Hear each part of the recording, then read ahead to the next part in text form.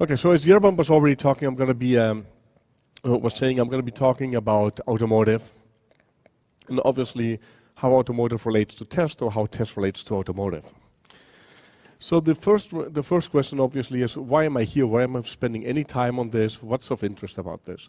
Well, what's really interesting about this is that automotive is forecasted to be one of the few semiconductor markets that actually grows, in addition to memory, as we all know. The IC sales are estimated to be about 25 billion this year. The number should be increasing to about 32 billion by 2020. That's a significant growth. And a lot of this growth is driven by regulation, by sustainability, safety criteria, security, convenience, and also e-mobility, so electromobility. Now there's another phenomenon that's going on that has a big implication on us as an IP vendor actually, which is that the fabless semiconductor model has moved into the automotive IC business. It used to be that most companies that were doing automotive chips were vertically integrated, they had their own manufacturing, and that was the way that was considered to be the only way to be able to achieve automotive quality. In fact, I remember that not too long ago I was at a suppliers conference at a mutual customer of us and TSMC, and the speaker from that customer was saying, if you believe that at any point in time we're going to be manufacturing automotive chips in the TSMC foundry, you don't know what you're dreaming. That's about 5-6 years ago. So how things have changed is absolutely unbelievable. TSMC in the meantime has qualified HPC 28 nanometers HPC plus as well as 16 FFC as automotive processes and have gone through all the qualification, are willing to maintain those processes in place for all the years that are typically required in the automotive supply chain. And what's also relevant about this is that 16 FinFET, so a FinFET process has taken hold very, very quickly, has been adopted very, very quickly within the automotive automotive IC designer community. In fact, there are even designs that we're aware of that are being done right now in 7 nanometers FinFET technology. So this is a huge change from what the automotive IC landscape looked even just 3-4 years ago. So let's look what's driving this growth. I mean, obviously, we have been doing engine controls, brake, chassis, powertrain, etc., for many, many years. Things are getting more complex. Emission controls, as we're all aware of, have put much more of a burden on controlling engines functioning, etc. But there's a whole other set of applications that's been moving into the car quite recently, actually, starting with infotainment, then continuing through assisted driving, all the way to fully autonomous driving that are really behind the growth in silicon shipment that we're going to be seeing. And somehow I think, people always talk about the fact that the dream as a human is to fly. I think that the dream is really to sit in a car or on a bicycle and not use your hands. And I have proof for this. I don't know many children who are trying to kind of fly out of the balcony, thanks God. But I think all of us were trying to ride a tricycle or a bicycle without using our hands. And the same thing is going on here once we turn adults. So that's really on the growth side. Now, automotive ICs and automotive in general is a highly regulated industry. The implications, the liabilities are huge, and there's a lot of standardization, etc., that drives basically how things get developed, what are minimum requirements, etc. And one of the things that's been talked about a lot is the functional safety requirements, as captured by ISO 26262.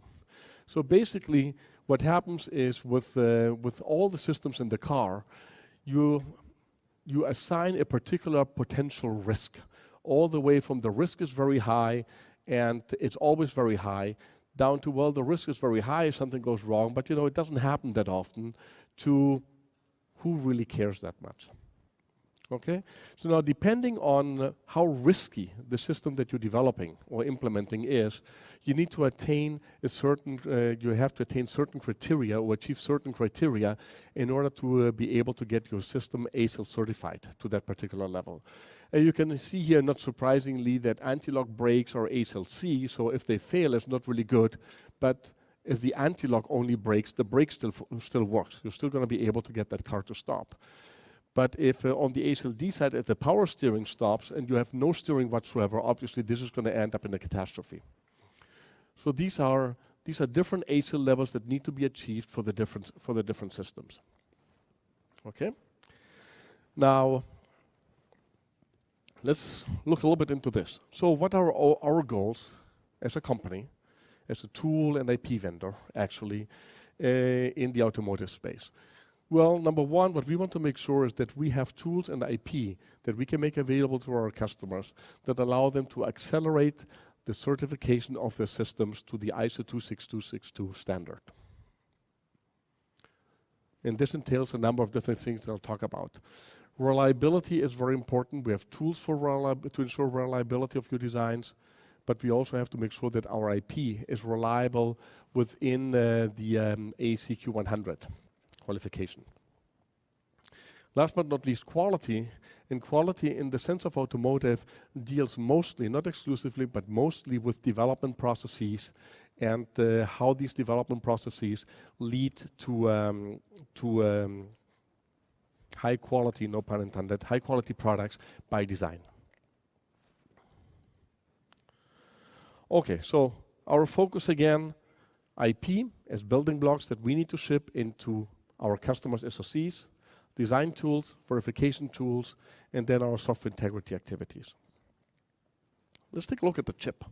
So on this chip, there's a number of building blocks, and this may be a little bit self-serving, but it's the only clip art that I could find. It's a chip that basically shows all the IP that we have in our portfolio. But you can look at different things. There's some logic blurb here, and obviously you're going to be using some ATPG and some logic BIST in order to be able to test that. There are some embedded memories. You're going to be using memory BIST in order to test that. And then on this chip, there's also a number of IP building blocks, like some controller. This could be a camera interface, a CSI interface, for instance, connected to a PHY, and this would be a D PHY or an M PHY. Okay, so the controller itself, that's easy. That's digital logic. We can just use everything that we use, so ATPG and logic BIST, we can apply in order to basically test that block. When it comes to the PHY, things are very different. This is analog mixed signal, mostly analog. And obviously, these techniques here don't work. So we have to come up with something else, and actually the concept that I want to propose here is the one of having BIST, so built-in self-test and repair for analog mixed signal blocks. Good news is, on the tool side, we just announced a few days ago that pretty much all the tools that we have on the test side, so that's ATPG, that's scan insertion, that's logic BIST, that includes our memory BIST, it includes our hierarchical test infrastructure. All of those are now able, well, you can use those tools, and with the certification that we have, you're able to take a step towards the certification of your chips that you're designing with those tools. Okay? So very important step, and there's quite some significant work involved in doing this. It sounds easy, but once you get into that, there's significant work to do. On the logic side, we talked about the tools are certified. Really what's new in this space is that we had to deal with some new effects here. Cellular, slack base, and all those things are coming mostly from the fact that we went from planar technology towards FinFET technology. But there's really very little that's automotive specific in this space. What's more interesting is when you go into logic BIST. Logic BIST is a technique that's being used in automotive design chips a lot. I'll talk later on a little bit about why. And the issue that you have with logic BIST is that it takes a long time until you're able to achieve some decent coverage. So for instance here, if you, this is an example, you have 300 microseconds time available, you can achieve a coverage somewhere between 85 and 90%. Obviously as a test engineer, you're not very happy with that. So what can be done then is to insert some additional test points. And we have a tool that does this now. So this tool inserts additional test points into areas that are difficult to reach by the logic BIST tools. And if things work out, which normally they do, you're able to basically achieve a much steeper ramp of this curve that shows coverage over time. and bump it up by another 4 or 5% usually. So 4 or 5% doesn't sound like a lot, but actually it is very, very significant. And then it depends a little bit of how much does this really contribute to the overall coverage of the chip, right? That's a function as to how much of that is going to be memory, how much of this is going to be logic, et cetera, et cetera, et cetera. So what else can be done? I mean, this can be refined a little bit more. And once at it, we just decided to keep going. So when you insert the additional test points, you can try to you can just put them in there, right? And you throw them in, and they do their trick. They're good enough in order to achieve faster coverage, but potentially you may be incurring an area penalty because they get placed in the wrong place, or maybe your timing suddenly breaks because they get inserted into a critical path. That obviously doesn't make much sense. So what our tools can do, if they're actually physically aware, so instead of putting the test point out here, if there's some space between some gates, it puts it in there. This is not going to cost additional area, and if you have different paths here from A to C with 2 different blocks of logic in between, it's not such a great idea to add a third one in there when in here there's none. So basically you're going to be impacting your timing way less by putting it onto the lower arc than if you put it into the upper one. So what else? We talked about logic test. We covered ATPG and we covered the logic BIS. We also said that actually ATPG, there's not much news in terms of when it comes to automotive. On the logic BIS side, this is a very important area for automotive, and I'll talk a little bit later about why. On the memory side, we had to deal with pretty much the same things. It's always new failure mechanisms that we have to capture, and then we have to write algorithms in order to be able to detect those failure mechanisms and those failure modes.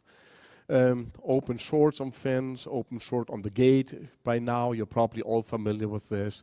A lot of you, I have to assume, are probably already designing in 16 FinFET or some other FinFET technology like 14, for instance. Okay, now the question is, how do you come up with this? And in that case, we play a little bit with some unfair advantage compared to other tool vendors. Embedded memory, so SRAMs, is a big part of the IP business that I run, to the tune of about $100 million, which for IP is a lot. I mean, if you make chips, $100 million is not much. If you do IP, any IP area that's $100 million is a lot. In order to sustain that business, we do a lot of test chips. And we do those test chips very, very, very early. As soon as we can get from the foundry a bit cell that more or less works like a bit cell, we'll start putting some logic around that in order to create an embedded array, and then take that and put the sensing logic, et cetera, around that to be able to operate as a memory. We take those chips and we start bombarding them. As soon as they come back, first hitting the bit cell, and then from the bit cell basically inside out into the rest of the memory. And that is what gives us insight very early on as to what the new failure mechanisms are.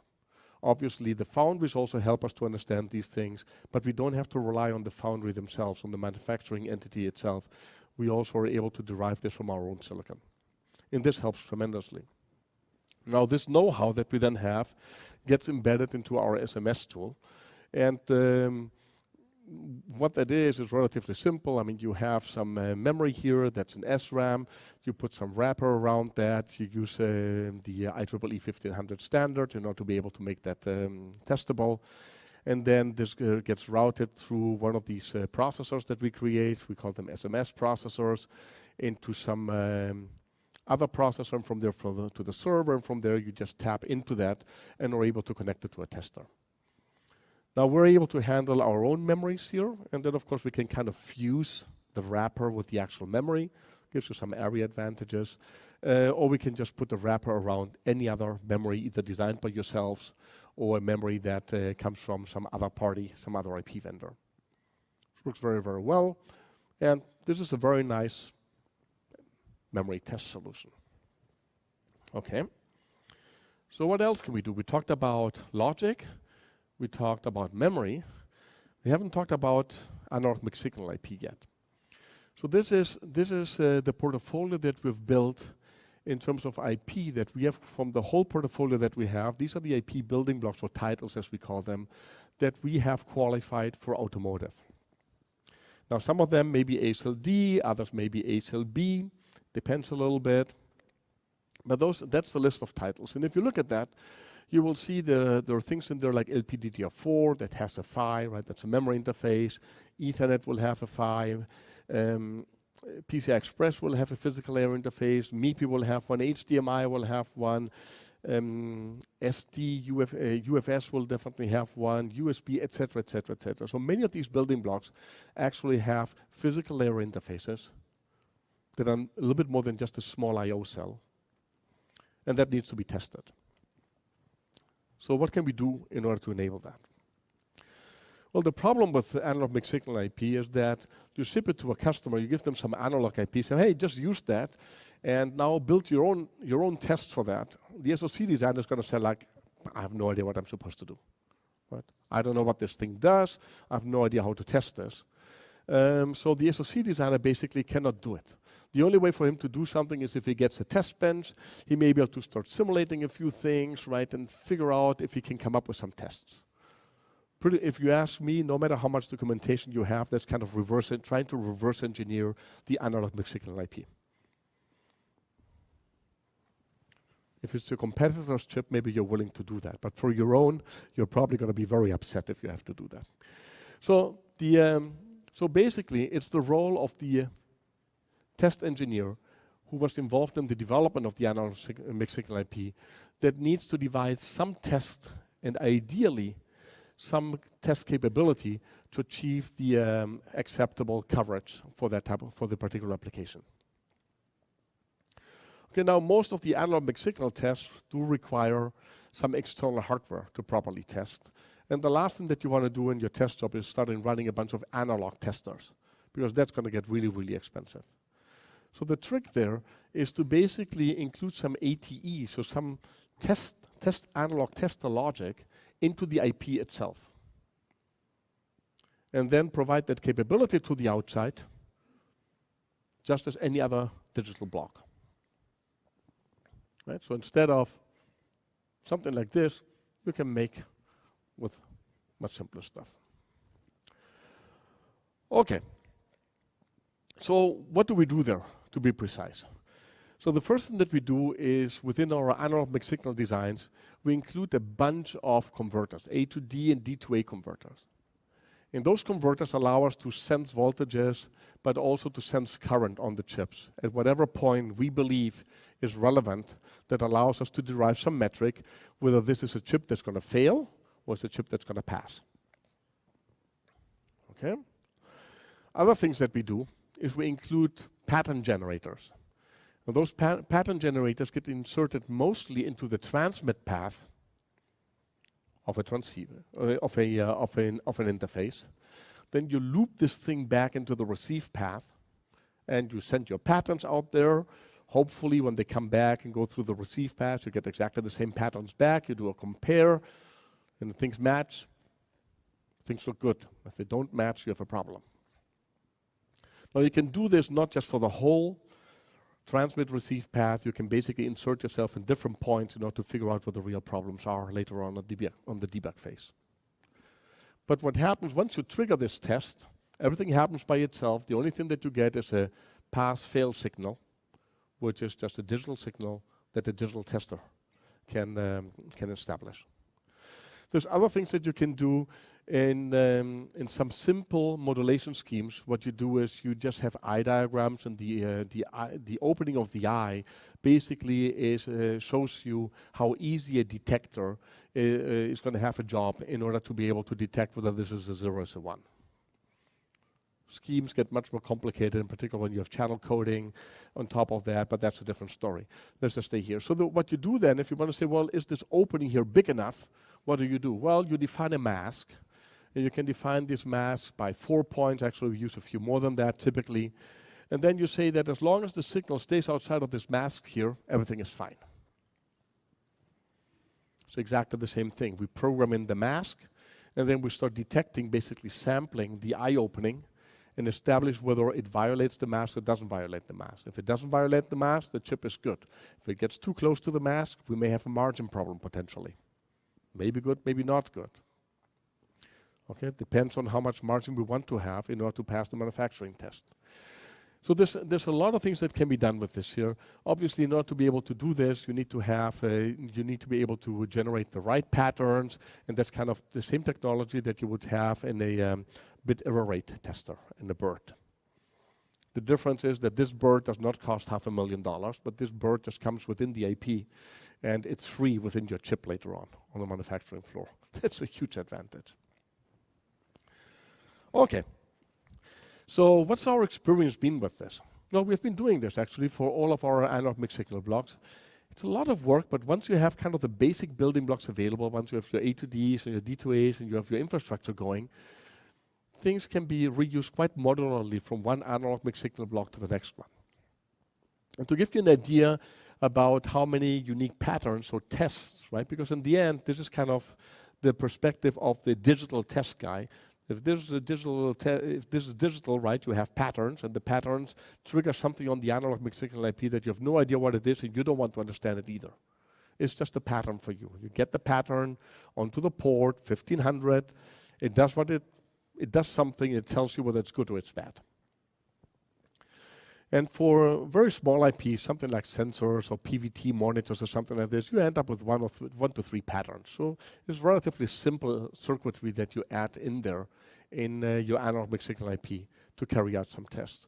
And this goes all the way into more complex blocks like DDR, USB, et cetera, et cetera. You're going to end up with about 15 to 50, roughly, different commands or patterns that you can send to the IP for it to do things.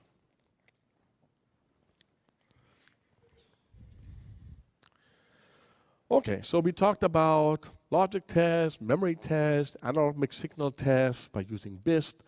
But at the end, what we've been doing, we've been talking always about one individual block, one block at a time. And the question is, how can we put this whole thing together so that we're able to start testing the system? Thanks God, there are standards, and these standards help us to start building some infrastructure that takes advantage of that. And that infrastructure is a combination of tools and IP building blocks. So the tool part has to understand what are all these blocks, how are these things connected. And then it starts building a test infrastructure that gets partially generated and partially instantiated.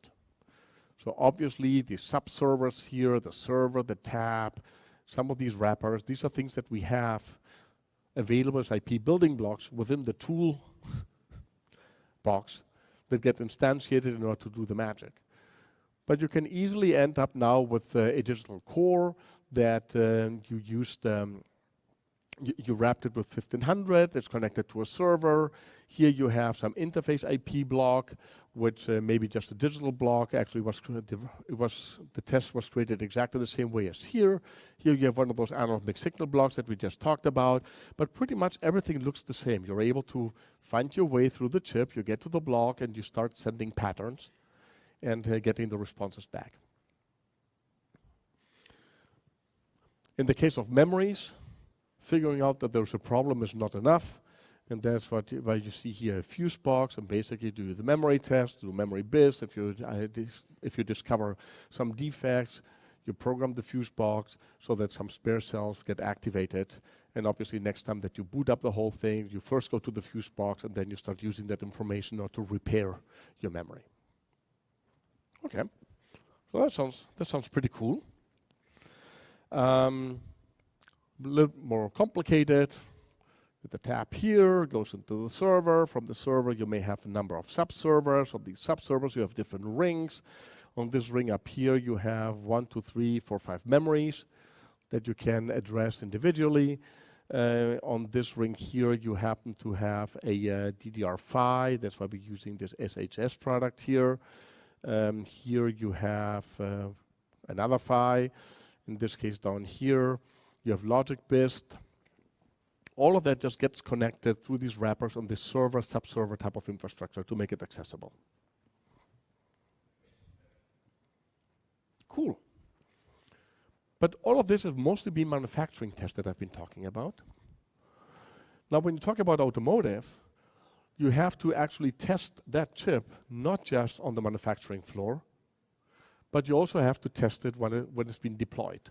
So when the chip is sitting in the car, you have to, every time that you power on the car, or when you power off the car, you have to do self-test. And then while the system is functioning, you also have to do self-test. That's called power on, power off, and it's called periodic self-test. And actually, the standards tell you that you get about 500 milliseconds in order to go through the whole chip once. Within 500 milliseconds, you must have tested everything on the chip that you declare to be test-worthy. Now, obviously, you cannot just log out everything for half a second and just start testing it and say, well, we'll continue driving in the next half second, but this half second is for testing. We can't drive around like that. So a lot of this testing actually happens in a transparent incremental fashion. So you basically slice the whole test procedure into small elements and then start executing one small element after the other one, taking advantage of no activity. Or in the case of memories, you basically just shadow the memory, test it, put the content back, and you do this by switching typically. And this way you can work yourself through the whole chip in order to test all of the functionality within those 500 milliseconds. The coverage requirements are also given by ISO 26262 for ASIL B level functionality. 90% is okay. For ASIL D, 99% is required. Now there's one thing that you should not forget. ATPG and those patterns are not going to cut it when you're in mission mode. You cannot have all those patterns stored and bombard your chip with those patterns. And that's why I was saying that logic BIST actually is so important in the context of automotive.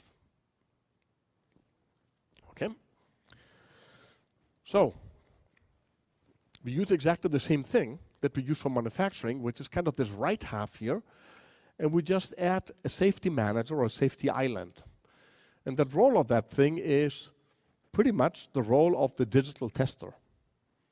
Instead of having the tester on the shop floor sending the commands onto the chip, so sending initiating, triggering the patterns coming out of the server, now you have the safety manager, which is typically just a processor that's written, some software program is running on it, who's generating some I/O signals in order to get the server to do exactly the same thing that it was doing before, assuming that you want to carry out exactly the same test. But the mechanism, the underlying mechanism, is exactly the same. There's no difference.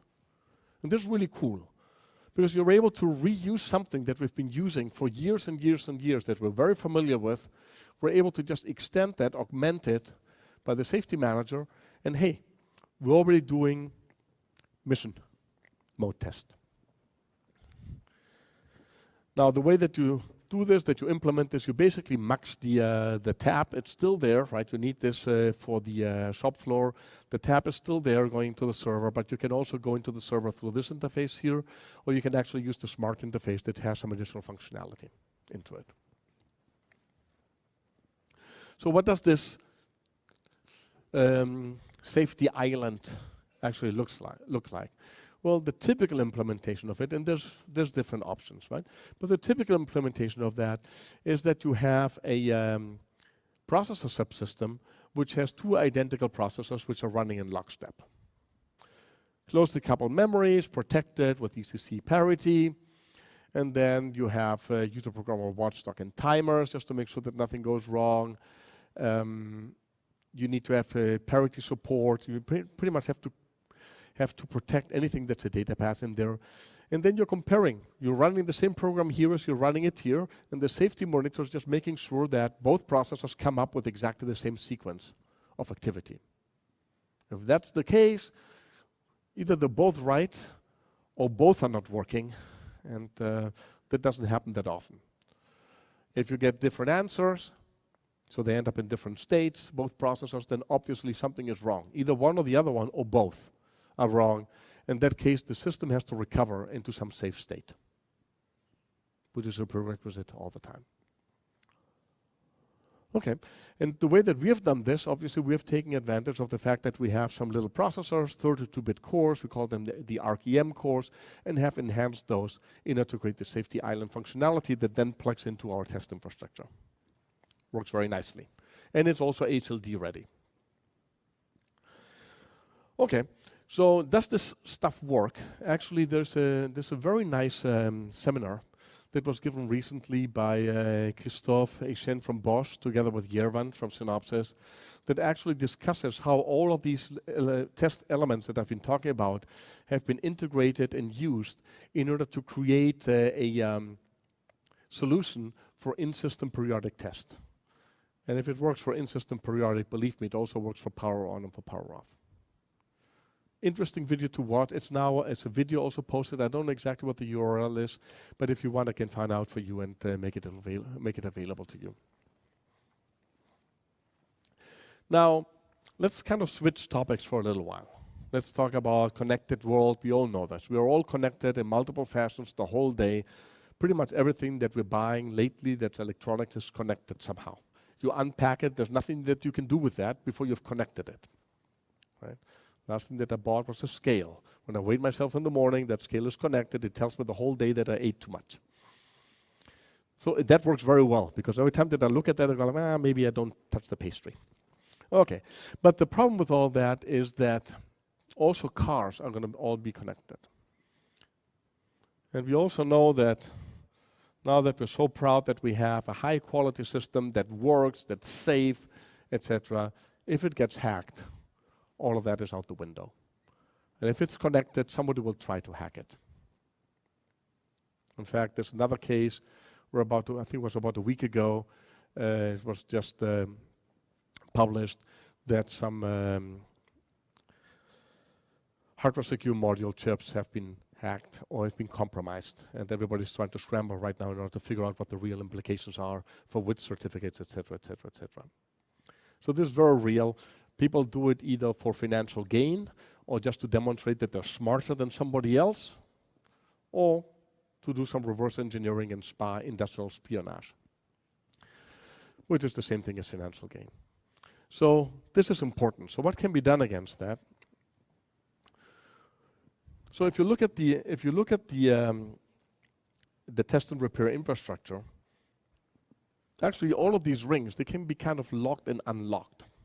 So if you lock, once it's locked, nobody can access it. If you cannot access it, then you're not able to get to the different blocks here. So whatever's hiding behind that is not visible to you. You unlock it to put it on the tester. You test the whole thing. After that, you lock it. Nobody can get to that.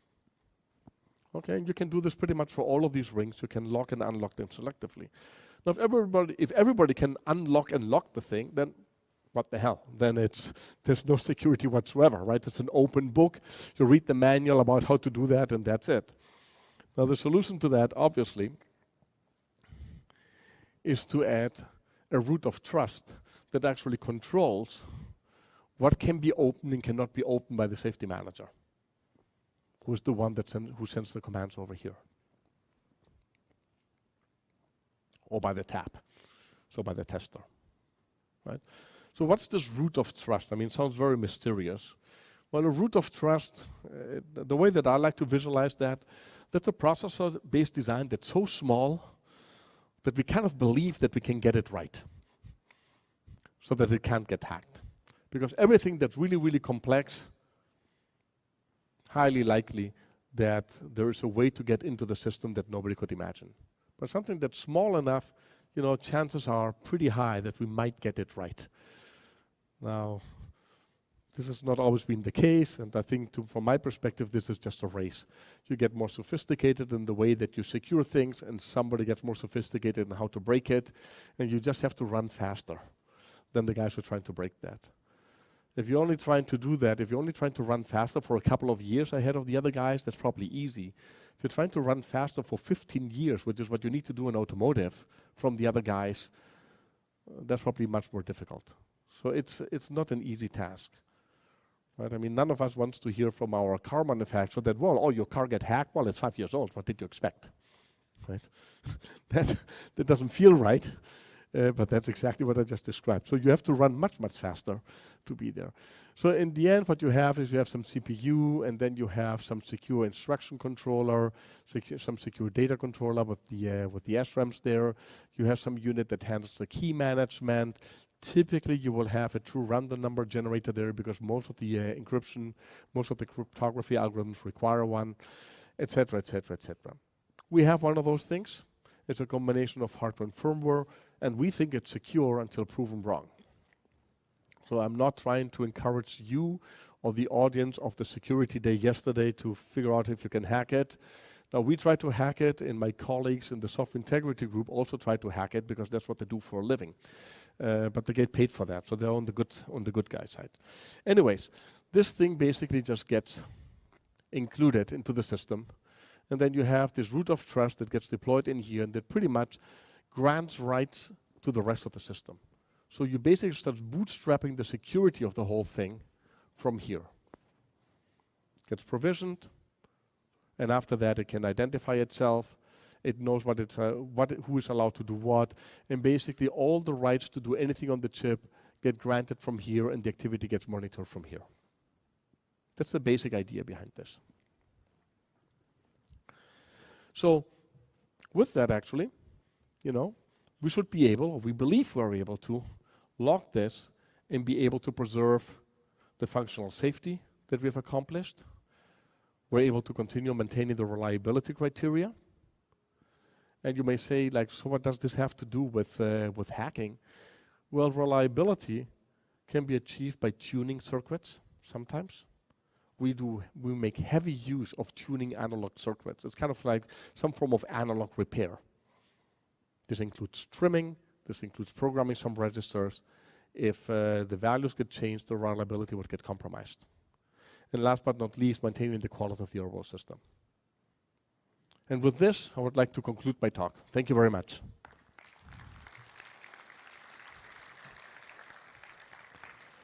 Okay, I see we have some 10, 15 minutes before lunch. Is this right? Any questions? I think there's a microphone. Do we want to? Oh, yeah, it's over there. It's difficult to see with the light. Please identify yourself. Thank you. Ahmet Tukus from AMD. When you were talking about the ASIL, B, and then the digital test coverage, you quantify 90% is ASIL B, 99% is ASIL D, or vice versa, I forgot. But when you come back to mixed signal FI IPs, you proposed the loopback-based coverage, but you didn't talk about the coverage metrics. How do you quantify ASIL coverage metrics? That's number one for the mixed signal PHY IPs. The secondly, you propose the loopback, but there are some PHYs which doesn't have the corresponding receiver or transmitter, like MIPI in one example. MIPI CSI is a receive-only PHY. How do you do the loopback for the MIPI CSI? That's the second question. Okay, so let me answer the second one first. So obviously, loopback is not going to work if you have one way only, either receive only or transmit only, right? You can ask somebody to build a little system, but that gets a little bit defeats the purpose, right? Because you want to be able to do the standalone. In the end, what you do is you just come back to measuring other signals that you find further inside of the chip, and from which you can establish whether things work properly or don't work properly. The ultimate test, I believe, from my perspective, is loopback test. Everything else is just an indication whether something is should be functioning properly or not. So there's, unfortunately, don't have a better answer for that. On the coverage side, you're absolutely right. What is coverage metric for an analog circuit? As such, it doesn't really exist. So most of the way that we handle this in our day-to-day life, we need to do characterization of our analog mixed signal IP in order to be able to show standards compliance. Most of the things that we do adhere to some standard. And that's a big advantage, because somebody said what it needs to do in order to pass, to be compliant. It may still not work, but it's compliant, okay? And so we do this and we create those tests in order to execute them in our lab. That typically includes a bunch of test and measurement equipment, et cetera, et cetera. From that, we distill a subset that we believe is relevant in order to make it available as this ATE building blocks. And in many cases, this actually happens in discussions with customers. There's a lot of exchange about, look, I mean, what do you guys do? What's worked for you? Why aren't you testing this here? How are you doing this? But there are no criteria other than the being standards compliant or not, but typically you don't do this at manufacturing testing. So it's, Unfortunately, as soon as you leave the digital world, things get very gray. I don't want to call it an art form. I don't agree with this. It's engineering. But things are no longer black and white. I believe there was another question somewhere, or did I? Okay. If we have more questions? Oh, Yes, please go ahead. Okay. Yeah, thank you. The microphone is here in the middle. Thank you.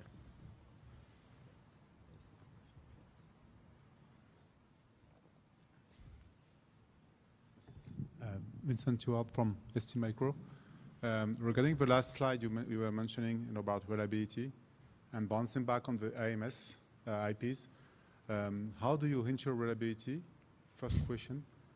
And how do you, let's say, test for reliability? I mean, because you design, you're taking margins or you're using some models somehow. And how do you ensure that you have a right model to hardware correlation afterwards on silicon? It ends up being a margin discussion. So testing it, we can do right on, but the how much margin? Right? So it's a typical discussion with customers. We meet the standard, so things should be okay. And we immediately have a margin discussion. What happens with aging, et cetera, et cetera. So we do a lot of simulations, in particular aging simulations. It takes time until we can do them because unfortunately those aging models don't exist early on, right? You need to have a lot of silicon that's been run through the fab before those statistical models get made available. But a lot of that is based on simulation, and the rest is just going to the lab and start hitting it physically. Okay. Very good. Thanks a lot. Again, thank you. It was a great talk. I appreciate it. Okay, we are on lunch break now. Looking forward to see you at 2 o'clock for the following sessions.